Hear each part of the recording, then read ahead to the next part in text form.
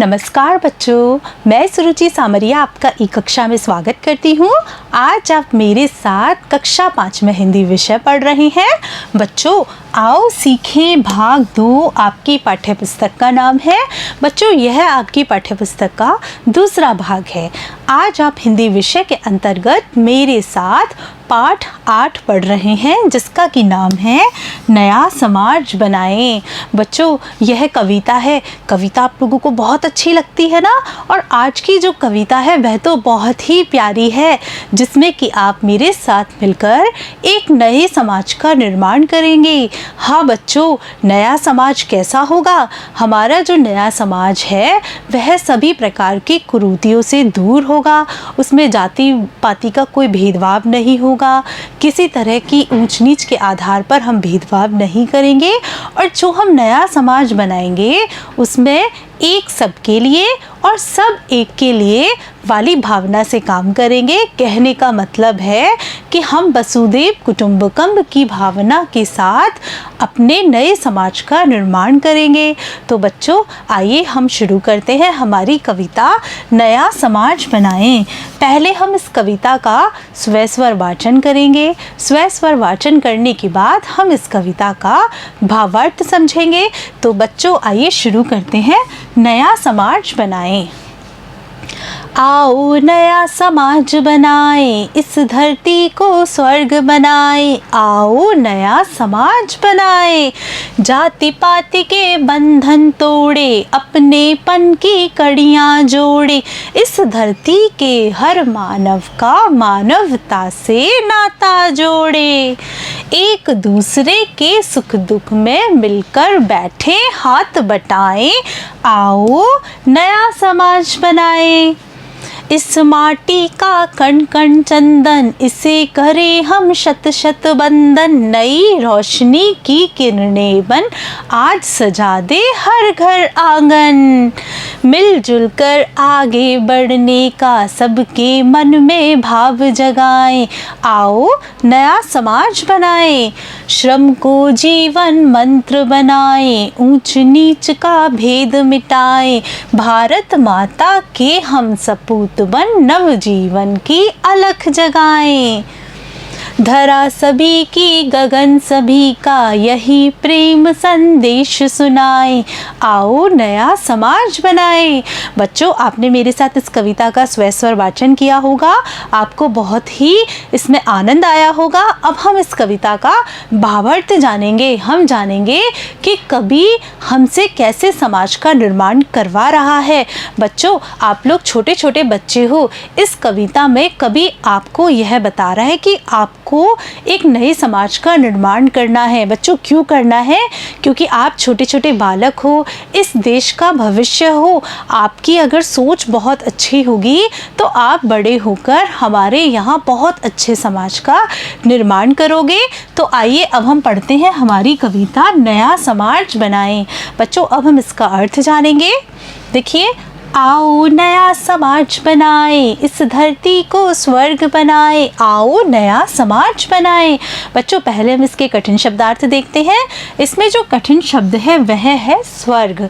स्वर्ग का क्या अर्थ है? एक विश्वास जिसके अनुसार मृत्यु के बाद अच्छे कर्मों के फलस्वरूप मिलने वाला स्थान, जहाँ सब प्रकार के सुख मिलते हैं। बच्चों हमारे यहाँ स्वर्ग और नरक की कल्पना की गई है। ऐसा माना जाता है कि जो मनुष्य अच्छे कर्म करता है उसे मरने के बाद स्वर्ग में स्थान मिलता है और स्वर्ग में वहाँ उसे सब प्रकार की सुख सुविधाएं मिलती है और वह आनंद पूर्वक रहता है। देखिए, आओ नया समाज बनाएं। कवि कह रहा है कि आओ अब हम सब मिलकर नए समाज का निर्माण करते हैं। इस धरती को स्वर्ग बनाएं। इस धरती को यानी कि जहाँ हम रहते हैं उस धरती माता को हम स्वर्ग के जैसा बनाने का प्रयास करते हैं।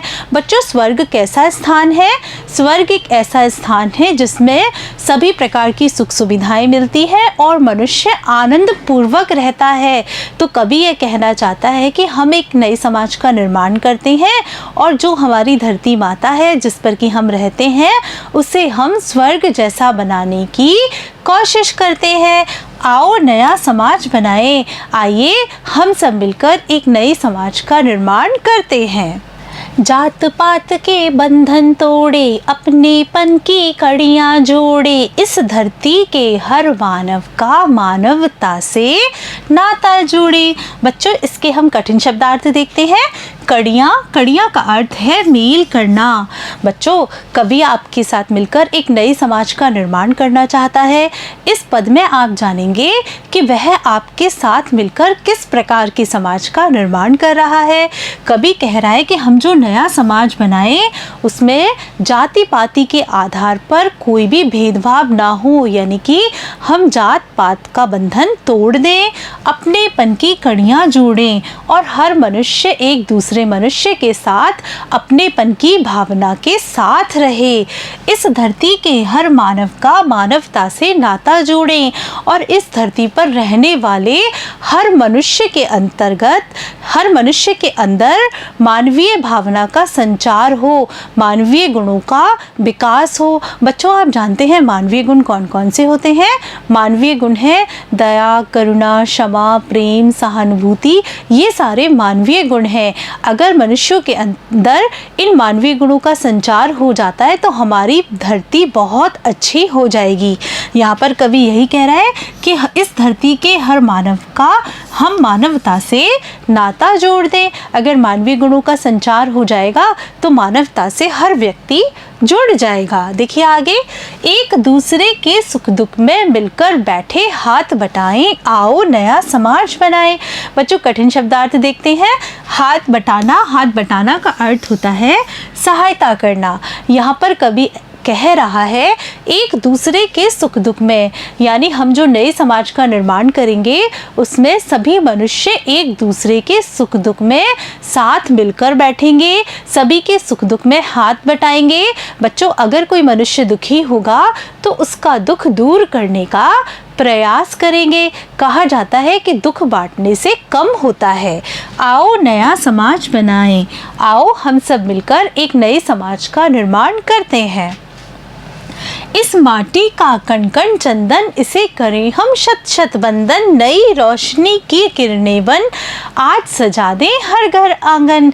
देखिए कवि कितनी अच्छी बात कह रहा है। कवि कह रहा है कि इस माटी का से मतलब है कि इस धरती पर जहाँ हम रहते हैं इसका कण कण चंदन के समान पवित्र है, सुगंधित है। इसे हम 100 बार बंदन करते हैं, 100 बार हम उसे प्रणाम करते हैं।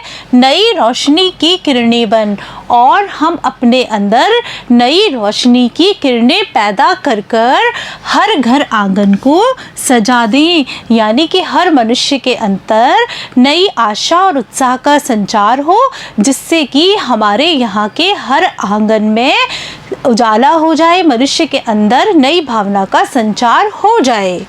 देखिए, मिलजुल कर आगे बढ़ने का सबके मन में भाव जगाएं, आओ नया समाज बनाएं। कवि कह रहा है कि हम मिलजुल कर आगे बढ़ने का प्रयास करें, सब सामूहिक रूप से प्रयत्न करें और सबके मन में यही भाव पैदा हो कि हमें मिलकर आगे बढ़ना है। अगर हम सभी मिलकर आगे बढ़ेंगे तो कोई भी मनुष्य पिछड़ा नहीं रहेगा। आओ नया समाज बनाएं। आओ हम सब मिलकर एक नए समाज का निर्माण करते हैं। श्रम को जीवन मंत्र बनाए, ऊंच नीच का भेद मिटाएं, भारत माता के हम सपूत बन, नव जीवन की अलग जगाएं। बच्चों, इसके कठिन शब्दार्थ देखते हैं। अलग जगाना का अर्थ होता है नए विचारों का प्रसार करना। यहाँ पर कवि ये कहना चाहता है कि हमें क्या करना होगा, हमें श्रम यानी कठिन परिश्रम को, मेहनत करने की भावना को अपने जीवन का मंत्र बनाना होगा, यानी कि हम सब लोगों के अंदर मेहनत करने की भावना का विकास करना है। ऊंच नीच का भेद मिटाएं, और हमें आपस में ऊंच नीच का भेदभाव मिटाना है। हम जो ऊंच नीच का भेद करते हैं वह हमें मिटाना है। भारत माता के हम सपूत बन, नव जीवन की अलख जगाएं, और हम भारत माता के सपूत बनकर, अच्छे पुत्र बनकर सभी मनुष्यों के मन में नव जीवन की भावना भावना का प्रचार करना है, प्रसार करना है। सबके अंदर नई आशा और उत्साह की भावना का हमें संचार करना है। आगे आइए। धरा सभी की गगन सभी का, यही प्रेम संदेश सुनाए, आओ नया समाज बनाए। बच्चों, इसके कठिन शब्दार्थ देखते हैं। धरा का अर्थ है धरती और गगन का अर्थ है आकाश। बच्चों, यहाँ पर कवि कहना चाह रहा है कि ये जो धरती है वह सभी मनुष्यों की है और जो ये आकाश है वह भी सभी मनुष्यों का है। यानी कि सभी मनुष्यों का इस धरती और आकाश पर समान अधिकार है और यही प्रेम संदेश हम सभी मनुष्यों को सुनाएं कि वो किसी को किसी भी आधार से वंचित ना करे। आओ नया समाज बनाएं, आओ हम सब मिलकर एक नए समाज का निर्माण करते हैं। बच्चों, आज आपने मेरे साथ आपकी हिंदी विषय का पाठ 8 नया समाज बनाए कविता पढ़ा, जिसमें आपने देखा कि कवि किस प्रकार के समाज का निर्माण करना चाहता है।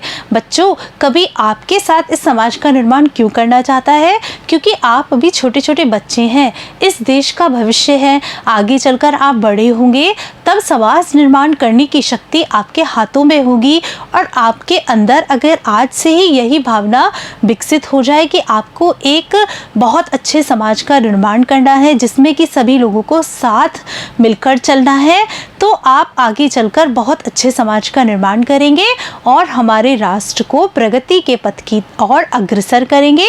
बच्चों, इस पाठ के अभ्यास प्रश्न हम अगले भाग में करेंगे। तब तक के लिए नमस्कार बच्चों।